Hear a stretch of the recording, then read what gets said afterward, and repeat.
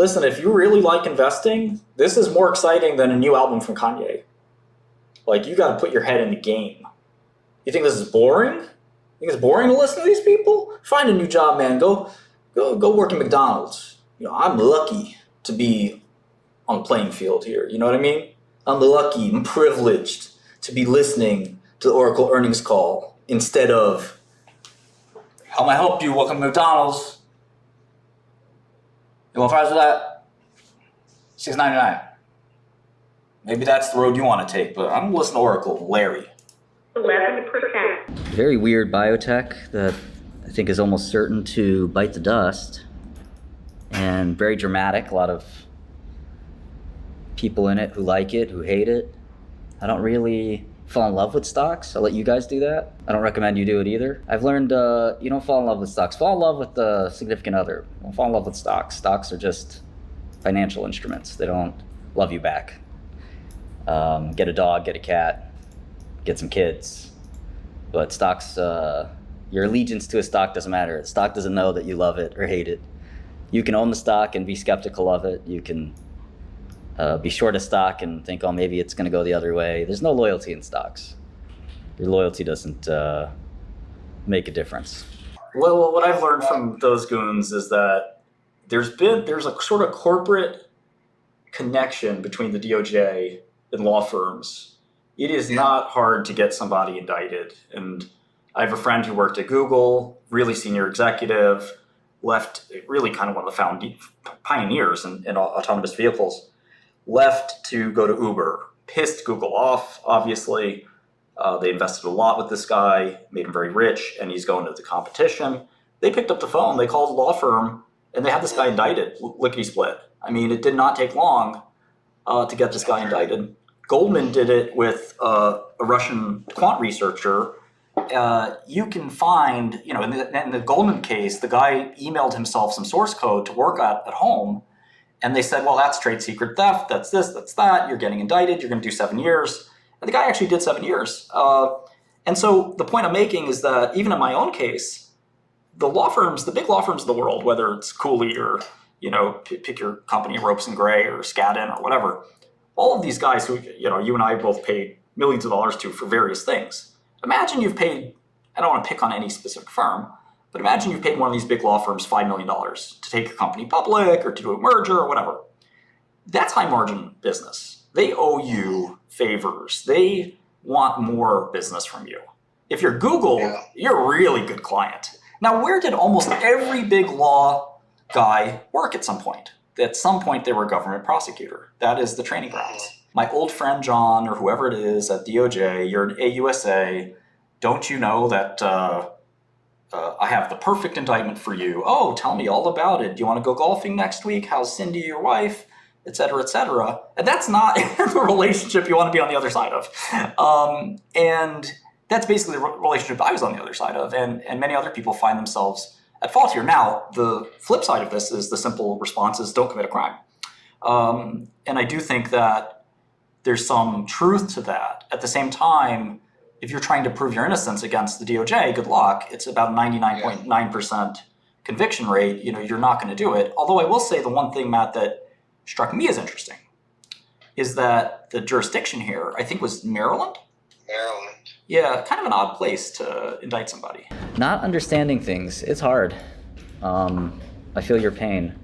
There's some new tools and there's some old tools if you get stuck trying to learn something and you don't seem like there's any way you can advance. There's a lot of techniques. One new technique is using ChatGPT. It's extremely good. Just take whatever it is that you're trying to learn and paste it in there and say, explain this to me, but make it a lot more simple or something like that. And even I do that, so it can be very, very useful. Or you might say, why? Why is it true that, you know, when you do this tensor operation that you have to do this? You know, if you're like me, learning is just about understanding it a little bit. You want to understand everything about it. And you might say, well, wait a second, why does this work? And ChatGPT can help you a little bit on that. Another option that a lot of people don't appreciate is a tutor. Tutors can be very affordable. There's people on Upwork and other places like that that'll teach you stuff for like 10 or 20 bucks an hour. especially if you have a very simple thing that's standing in your way. $20 is, you'll live. It's never fun to spend money, but you'll live. And then the other option is you read several different books on the same subject. LibGen has quite a number. So when I was studying calculus in high school, I was taking a side-by-side course at Columbia, and it was there was a book that was really good at explaining one part of like the delta epsilon definition of limits or something like that, and another book from another school that Columbia wasn't using, it had a much better explanation. And in fact, I had third and fourth textbooks to review the same concepts. So different writers, expose the material differently. So there's YouTube, of course, which is a brand new thing. The amount of tools we had, even 20 years ago, pale in comparison to what's available today. So you have the stock price, and it changes every second, and we kind of know why and where and when that happens, right? So that's Warner Brothers Discovery. Why it's not changing every second is another story, but it should be changing every second. Could be my computer, could be my software. Okay, it changed. So it's $7.98. It'll be $7.99 in a second from now, or $7.96 or whatever. So stock price is simple. That's really, really simple.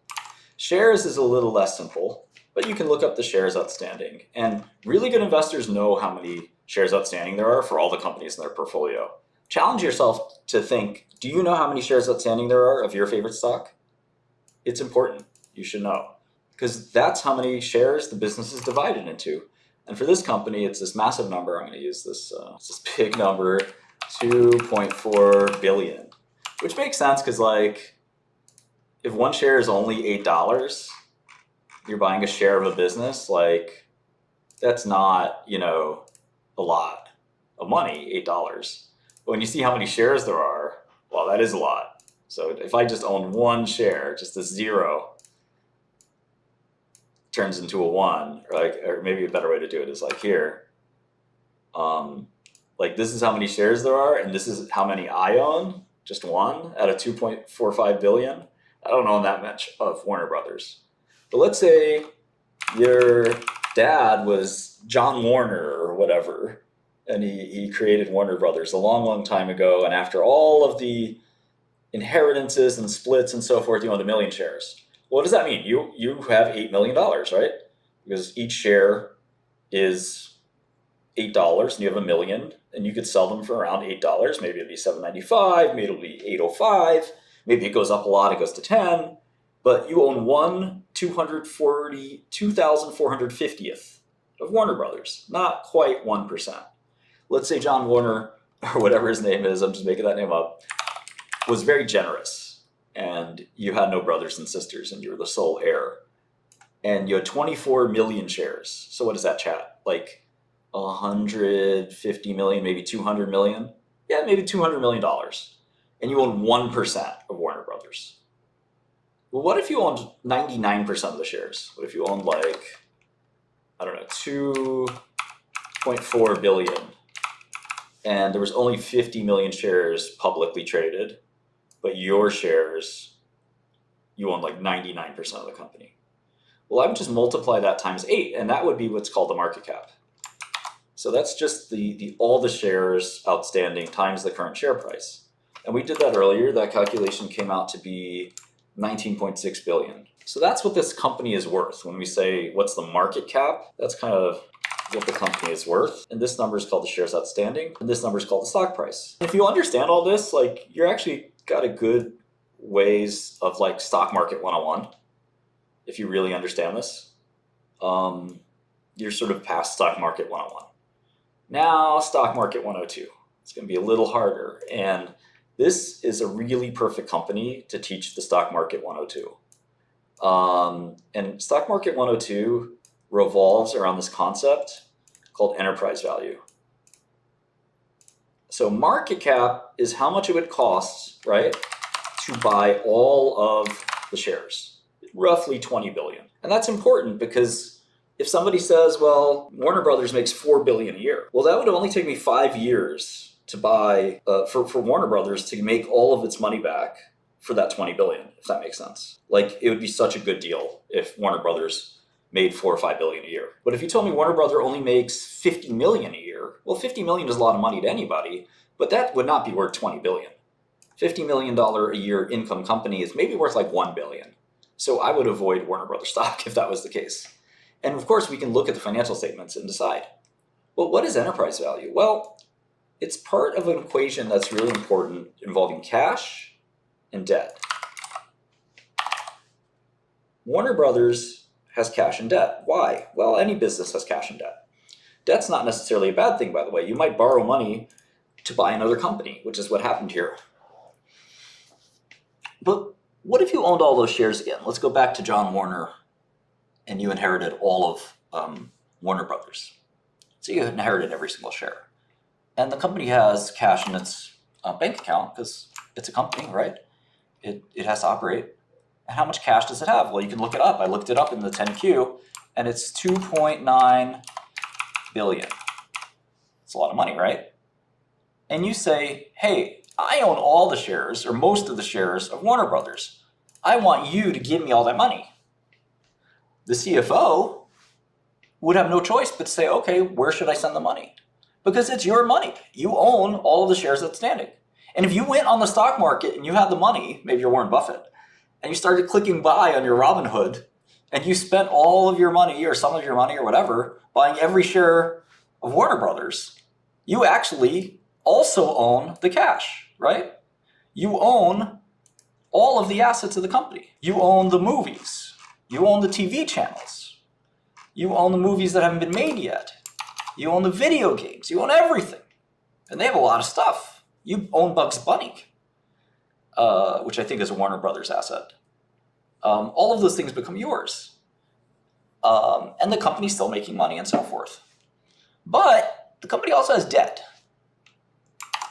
And if the company has debt, you also owe that money. Now, it does not personal recourse to you, but the business, the debt of the company is gigantic. It's $42 billion.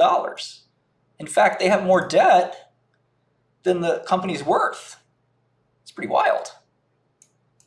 $42 billion of debt and $3 billion of cash. So if you were to buy this company out and you tried to wire out this $3 billion, the problem is your lenders would say, wait a second, you got to pay me first. You owe $42 billion. And the business is only worth $20 billion. So the enterprise value is a way of reconciling all of this. So what we do is we do enterprise value is equal the market cap, which we get from over here, the 20 billion, minus the cash plus the debt. And that's the enterprise value. What's important is to answer the question why. And there's a lot of ways to answer this question. But again, if you think about the stock as this box, when you buy a stock, you're buying a piece of the box. What's in the box? All of the company's assets, which I'll say are green, like cash, property and plant, intellectual property. But you're also buying a share of the debt, of the accounts payable, things like that. And the stuff in the box determines, in some part, what the company is worth.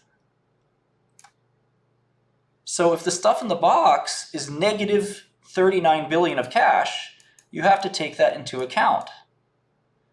That when you pay 20 billion for the box, there's negative 40 billion in the box too.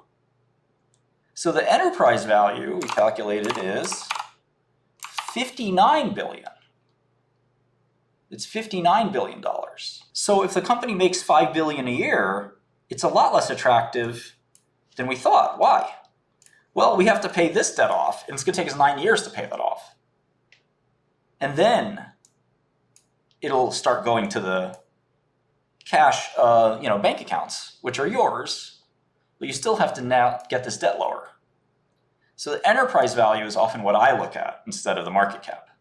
Often they're pretty similar.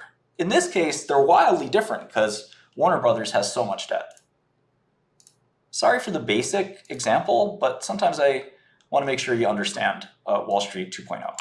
I'm sorry, Wall Street 102 or Stock Market 102. 101 is pretty easy. Now, as you can see, Warner Brothers makes a ton of money. In fact, before interest and taxes, they're making like $6-7 billion a year. So they're going to pay off that debt pretty quickly. And by the time the debt's like half paid off, it basically is like they not affecting the company. Right now, there's so much debt, they really have to kind of get rid of it. But the way you get rid of it is with your profits. And $1 billion every quarter means it'll take about 40 quarters before the debt's gone. 40 quarters is 10 years. Like other companies, they have a cash flow statement. What does quantum mean? Great question. That's the kind of place I want to start at, and then we build our way up to the top. So quantum basically means the word quantize. It appears all over the world. It appears in music. It appears in chemistry. It appears in artificial intelligence. To quantize means to take something that is traditionally thought of as a real number, in other words, a number with decimals, like 6.3 or pi or 7.5, 1923, some real number, and turn it into an integer. And so quantizing basically is this idea that there is a finite limit of precision, that at bottom there is a number that will act as a unit. In music, you could think of it as a 64th note. There's no shorter note than a 64th note, if you so deem. In AI, we can quantize the weights of a neural network to 4 bits, or 8 bits, or 1 bit if you'd like. And all the weights have to be represented that way. The interesting thing about where the idea of quantum, which is the unit we're talking about in quantum mechanics, came from, well, we can, ask ChatGPT or go through history, but there's this guy called Planck, and he kind of came up with this idea that you could actually have energy that's emitted in this specific amount, and we call it Planck's constant.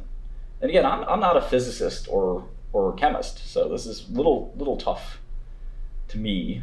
But I like to learn, and we're going to try to learn together sometimes, right? This idea prior to Planck, and you're talking about over 100 years ago at this point, that you can irradiate some substance and how much radiation it's emitting. I don't think we're going to get to multiverses anytime soon. The amount of energy emitted has an absolute minimum. This idea before is that maybe it's continuous, right? And this is one of the most important mysteries in physics, is here's a distance, whatever distance this is, right? Maybe it's 5 feet, okay? Well, if I cut this distance in half, we know that each one of these is 2.5. And basically the question is there an amount that I can cut where I can no longer cut anymore? At some point, is there a block, I can take this and zoom in, and there are 2 schools of thought here. Either that matter is continuous,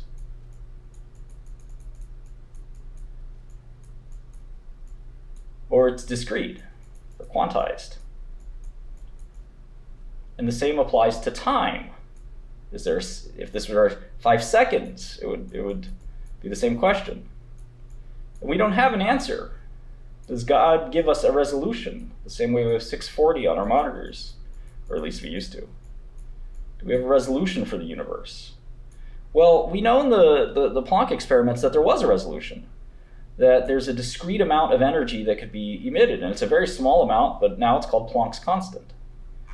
And that's where the idea of a quanta, it's just like fixed amount of energy. You cannot have half a quanta. It doesn't work. It's a specific amount, and each time a particle emits energy, it does maybe 1 quanta, or 2, or 4, or 3, or it's a specific amount. Discrete just means non-continuous. So that's what quantum means. And basically, why is this important? Who cares? Well, there are a bunch of other interesting kind of things that come around here. The idea of quantum mechanics is that these, at that quantum level, where we're measuring things in that quantum, that small amount, that things behave very differently. The world is very different at that small level. It's like in the macroscopic world, where Newton's laws prevail. In the quantum world, things are very strange. It's not like what we're used to. And we have to think about basically a different kind of physics, and we call it quantum physics. And it's one of the most mysterious, somebody's mentioning it's reality shattering. It's true. It's one of the most mind-blowing, wild, ideas in the history of mankind. And for a while, people just didn't think it was true. And one of the most important ideas is Schrodinger's work, with particle wave duality, which is kind of a quantum concept because we're dealing in the quantum size. And that idea is that particles and waves are the same thing. And a particle can be more wave-like, or a wave can be more particle-like, depending on its size. Quantum computing is this idea that can we take advantage, and it sort of started with this guy, Richard Feynman, who's a good Brooklyn guy like me, where how do we take advantage of the universe's quantum properties to do computation? And what's funny is we used to try this, and we had a field actually called analog computing. And this was we talk about this a lot in my Discord and other places like that, where we had this field of analog computing where people would use wood or screws or whatever to represent bits. And then we moved kind of to the transistor, right? We forgot about we forgot about analog computing. And the question is there a better way than transistors to represent states? And with analog computing, we forget about the discrete binary system. We go back to a real and continuous system. And so we can represent all kinds of fractions of numbers. And in fact, that's kind of what we do in quantum computing. And I would argue that quantum computing is a form of analog computing. There's a number of other analog computing ideas. This new one called thermodynamic computing, which I'm part of this movement called 𝗥, which stands for effective accelerationism, and thermodynamic computing. There's a few companies pursuing this idea. But really, to me, it's all just back to analog computing, where it's this idea that, in essence, the simple fact is that instead of working on zeros and ones, we can work on the continuum. We could have 0, we could have 1, and we could have anything in between. And by leveraging this, we can get an exponential amount of compute, theoretically. I think, at best, quantum computing will be like GPUs in like the first few decades of GPUs, where it's just used as a coprocessor. Like we used to have algorithmic coprocessors. So I think there's like a lot of ways to sort of handle this. But Alan Turing a long time ago used to make analog computers very briefly to calculate Riemann sums. So could you design an analog computer to say factor two numbers or something like that? There's a lot of interesting ideas. I don't think quantum has much to do with pharma, to be honest. I know some people want to believe. It remains to be seen. If you could do really good simulations, perhaps.